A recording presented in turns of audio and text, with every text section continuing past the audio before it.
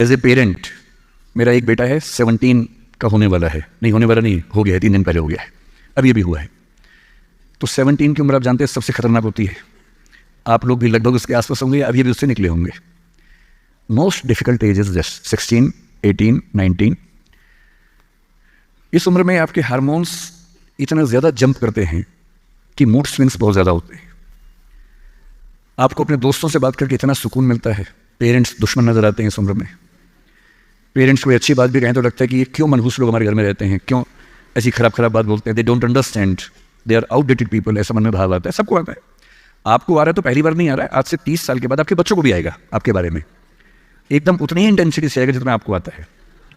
जितना आपको लगता है कि आपके पेरेंट्स बिल्कुल नहीं समझते, आपके बच्चे आपके बारे में यही सोचेंगे 30 साल बाद। ये एकदम इटर्नल ट्रुथ है जिसको आप रोक नहीं पाएंगे। So this is normal thing. आप लोगों की एज में जो सबसे बड़ी चिंता मुझे होती है, जैसे मैं अपने बेटे से बात करता हूँ, तो मैं तो एक बहुत ही खराब पेरेंट हूँ। खराब पेरेंट का मतलब मैं कभी कहता ही नहीं कि पढ़ो, कभी कहता ही नहीं कि टॉप करो, मैं कभी नहीं कहता। मैं सिर्फ ये कहता हूँ कि बेटा हर साल एक क्लास पास करते रहो, काफ़ी है। बस इतनी साउंड प्रिपरेशन मत करना कि मैं 8वीं क्लास 2 बार में करूँगा, ऐसा मत करना, एक ही बार में कर लो। और मैं कभी परसेंटेज पूछूंगा नहीं आपसे, मैं पूछता भी नहीं, हालांकि वो बता देता है, लेकिन मुझे उसमें इंटरेस्ट है नहीं। Whatever percentage he gets. And we also have a daughter, I am not the biological father, she is a relative's daughter, so she lives with us. हम दोनों बच्चों से बोलते हैं कि हम कभी नहीं पूछेंगे परसेंटेज क्या है, ना हम पूछते हैं, ना हमारा इंटरेस्ट है। हमारा इंटरेस्ट केवल इस बात में है कि वो बेहतर ह्यूमन बींग्स बन जाए, क्योंकि मैंने ज़िंदगी को बहुत अच्छे से देखा है। और मैं एक बहुत ही ख़राब स्टूडेंट रहा हूँ स्कूल में, बहुत बदमाश, शरारती, कम पढ़ने वाला। पर दिमाग इतना था कि 10 दिन 20 दिन पढ़ के अच्छे नंबर आ जाते थे।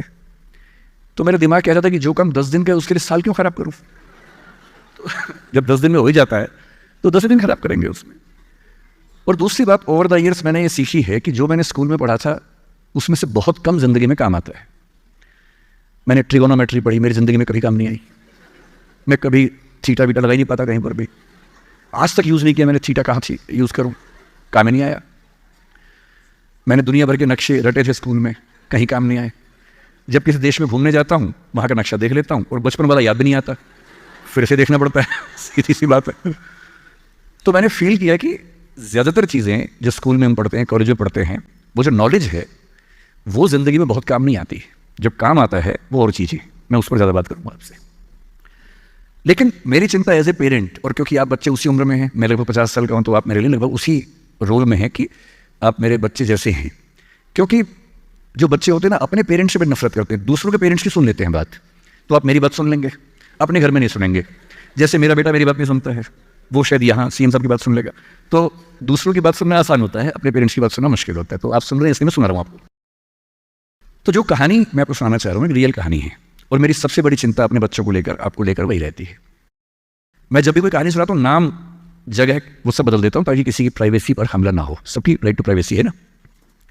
एक बच्चा था जिसको मैं जानता हूँ, बचपन से जानता हूँ, बहुत ही ज़बरदस्त आर्टिस्टिक बच्चा, म्यूज़िक का उस्ताद।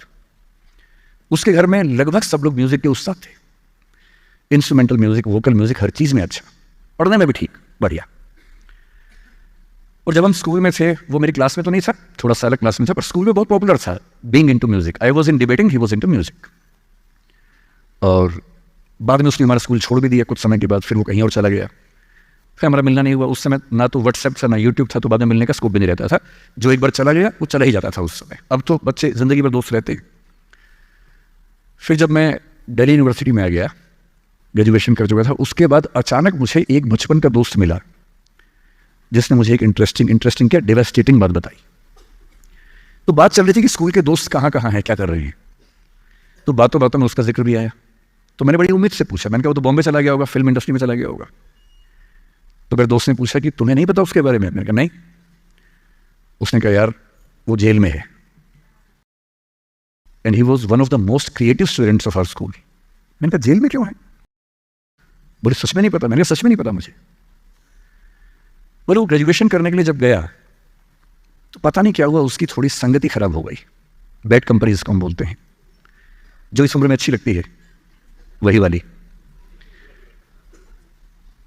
तो कॉलेज लाइफ में थोड़ी बहुत बैड कंपनी सबकी होती ही है, हल्की फुल्की होती है, एक सामान्य बात है। अच्छा, बच्चा बच्चा ना रहे ये भी तो अच्छी बात है ना, थोड़ा बचपन तो जीना भी चाहिए, थोड़ा शरारतें करनी भी चाहिए। पर किसी किसी का दुर्भाग्य होता है कि ज़्यादा हो जाता है, उसके साथ ऐसा हुआ। उस सब प्रोसेस में उसको ड्रग्स की आदत लग गई। और ड्रग्स एक ऐसी चीज़ है, एडिक्शन ऐसी चीज़ है कि उसमें वन वे रास्ता होता है, टू वे नहीं होता है। आप जा सकते हैं, वापस नहीं आ सकते। मतलब 1000 लोग जाएंगे तो उनमें से एक आध वापस आएगा, वो भी इतने मुश्किलों से जो ऑलमोस्ट इम्पॉसिबल है। I have seen many such cases. Social welfare department से मेरे कई दोस्त ऑफिसर से, तो मैं उनसे जब पूछता हूँ बताते हैं, मैंने ऐसे लोगों को देखा है 10-10 साल से स्ट्रगल कर रहे हैं एडिक्शन से बाहर आने के, नहीं आ पा रहे, खत्म हो गए हैं। उस बच्चे को ड्रग्स की आदत पड़ गई कॉलेज में जाके, पेरेंट्स को पता ही नहीं था। तो जब पेरेंट्स को भनक लगी तो उसको दबाव बनाया कि तुम घर आ जाओ। अब वो जिस कंपनी में था, दोस्तों वाली कंपनी में, वहाँ अब ड्रग्स बहुत महंगे होते थे, पैसे घर से बहुत कम आते थे, जितने पैसे एक मिडिल क्लास फैमिली दे सकती है। अब वो घर से ज़्यादा पैसे मांगने लगा, पैसे मिलते नहीं थे। उसको अपने ही घर के लोगों पर गुस्सा आने लगा। तो एक बार वो अपने घर आया हुआ था छुट्टियों में, और वहाँ भी वो कुछ कुछ करता रहता था। उसके पेरेंट्स ने उसको बहुत समझाया कि बेटा ऐसा मत करो। और एक दिन इस बात पे झगड़ा बढ़ गया। भैया पेरेंट्स की चिंता समझेंगे आज से 30 साल बाद, जब आपके बच्चे इस एज में होंगे ना, आपकी नानी मर जाएगी उस समय। नानी मरना एक मुहावरा है, इससे मतलब बहुत चिंता में रहेंगे उस समय आप। और उस दिन पता नहीं क्या हुआ, झगड़ा हुआ, क्योंकि जो एडिक्शन के शिकार हैं उनका दिमाग उनके कंट्रोल में नहीं होता है। यहाँ तक कि जो ड्रिंक करते हैं, ड्रिंक एक लेवल से ज़्यादा कर लें तो दिमाग कंट्रोल से बाहर निकलने लगता है। ड्रग्स में तो ये एलिमेंट बहुत ज़्यादा होता है। और आधी रात को उसने क्या किया, उसने अपनी फैमिली के 5 लोगों का मर्डर कर दिया। मर्डर। उसने खाने में जहर मिलाया, लगभग सब लोग उससे मर गए। एक मेंबर नहीं मरा क्योंकि उसने खाना खाया नहीं उस दिन, तो उसको उसने अलग से मारा। और ये बात है जब उसकी उम्र लगभग 17-18 साल की थी, या 19 के आसपास रहा होगा। उसके बाद वो जेल गया। मुझे उसके बाद से पता ही नहीं कि क्या हुआ, फांसी हुई या उम्र कैद हुई या क्या हुआ, ना तो मुझे पता है, ना मैं इंटरेस्टेड हूँ जानने में। मैं उसका नाम हम सब जानता हूँ। एंड 1-2 क्लास स्कूल में ऐसी थी कि वो हम आसपास थे, जानते थे, पहचानते थे एक दूसरे को। मेरी सबसे बड़ी चिंता ये होती है बच्चों को लेकर कि किसी भी गलती से वो ड्रग्स में ना चले जाए। आप सबसे रिक्वेस्ट कर रहा हूँ हाथ जोड़ के, कुछ भी कर लेना, ये मत करना। बदमाशी करो, शरारत करो, थोड़ा इश्क विश्क होगा करो, कोई दिक्कत नहीं।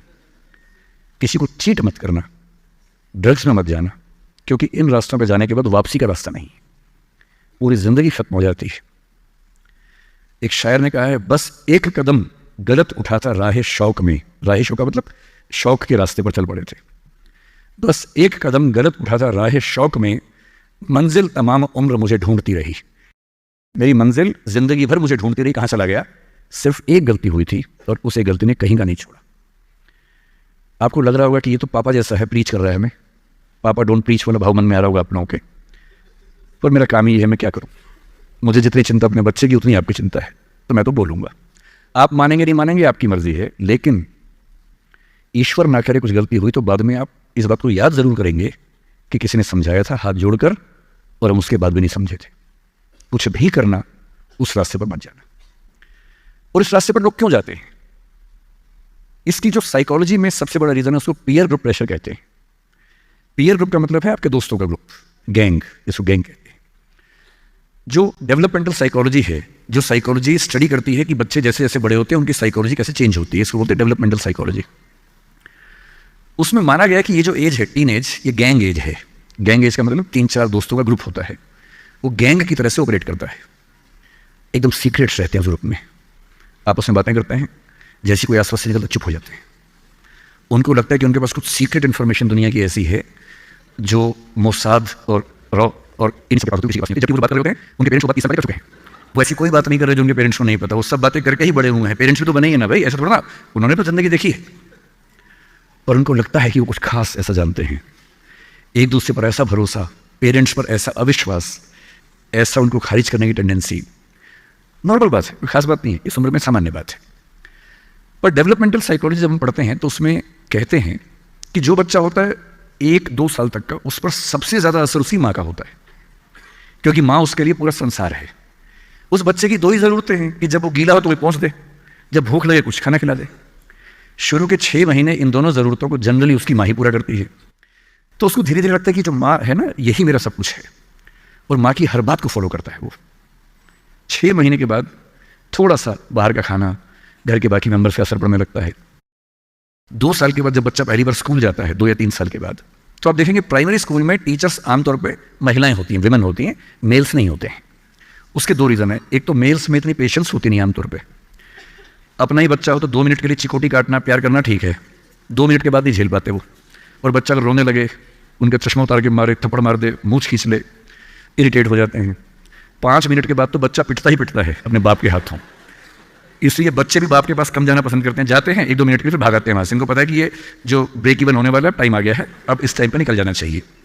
मदर्स में बायोलॉजिकली भी और कल्चरली, सोशली भी ये वैल्यू ज़्यादा डेवलप हो जाती है कि वो झेल लेती हैं उस बच्चे की परेशानियों को। बच्चे बहुत परेशान करते हैं। अगर आप मुझसे पूछे इस दुनिया में सबसे मुश्किल काम क्या है, सबसे मुश्किल है बच्चे को पालना। इससे मुश्किल कोई काम नहीं है। छठी का दूध याद दिला देते हैं बच्चे।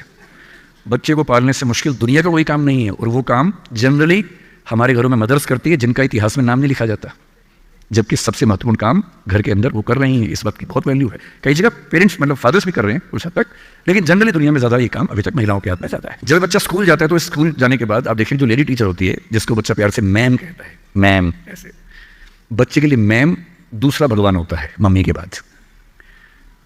कुछ समय के बाद भगवान नंबर 1 मैम हो जाती है, भगवान नंबर 2 मम्मी हो जाती है। और अगर मैम ने कुछ कहा है और मम्मी कह रही गलत है, तो बच्चा घूर के देखता है कि तुम बताओगी मुझे, तो भगवान है वो तो मेरी। तो बच्चे को मैम पे भगवान जैसा भरोसा होता है। फिर जब वो बड़ा होने लगता है, 10, 11, 12, 13 साल का, 13 की एज आते आते बच्चों में जो बायोलॉजिकल चेंजेस होने शुरू होते हैं, बड़े परेशान होते हैं, पशुपेश में होते हैं कि ये क्या हमारे साथ हो रहा है, हमारी ज़िंदगी चेंज हो रही है अचानक। उनको ऐसा लगने लगता है। उस उम्र के जो हार्मोन्स हैं वो उनको पेरेंट्स से दूर करते हैं, क्योंकि उनको जिस तरह की आज़ादी चाहिए, पेरेंट जानते हैं कि ये उम्र सही नहीं है, तो पेरेंट्स रोकते हैं, समझाते हैं, फ़ोन का यूज़ कम करो, इंटरनेट कम करो, तुम्हारा दोस्त ठीक नहीं है, तुम्हारी कंपनी ठीक नहीं है, अच्छे दोस्त रखो, ये करो, वो सब करते हैं। उनकी मजबूरी है, उनको पता है कि ये उम्र फिसलने वाली है। और बच्चों को लगता है कि मैं जहाँ जहाँ आज़ादी चाहता हूँ, यही 2 लोग मेरे दुश्मन हैं। पता नहीं ये डिजर्व नहीं करते मुझे, they don't deserve a child like me. फिर वो पेरेंट्स से झूठ बोलना, छिपाना, हर बच्चा उस उम्र में झूठ बोलना शुरू कर देता है। कुछ बहुत प्यारे मासूम बच्चों को छोड़ दूं मैं 1-2%, बाकी सब थोड़ा बहुत झूठ तो बोल लेते हैं। कुछ ज़्यादा शातिर हो जाते हैं, इतना खतरनाक झूठ बोलते हैं, लाई डिटेक्शन टेस्ट करवा लेंगे तो भी नहीं पकड़ में आएंगे, इतना अच्छा झूठ बोलने लग जाते हैं, क्योंकि उन्होंने सीख लिया दोस्तों से सब करके। और ये जो उम्र है 13 से 19, जो गैंग एज है, ये जो दोस्त हैं, इनका असर इतना ज़्यादा होता है। और आपकी पर्सनैलिटी कैसी है, हर गैंग में 4-5 लोग होते हैं, उनमें से एक मुखिया होता है उनका।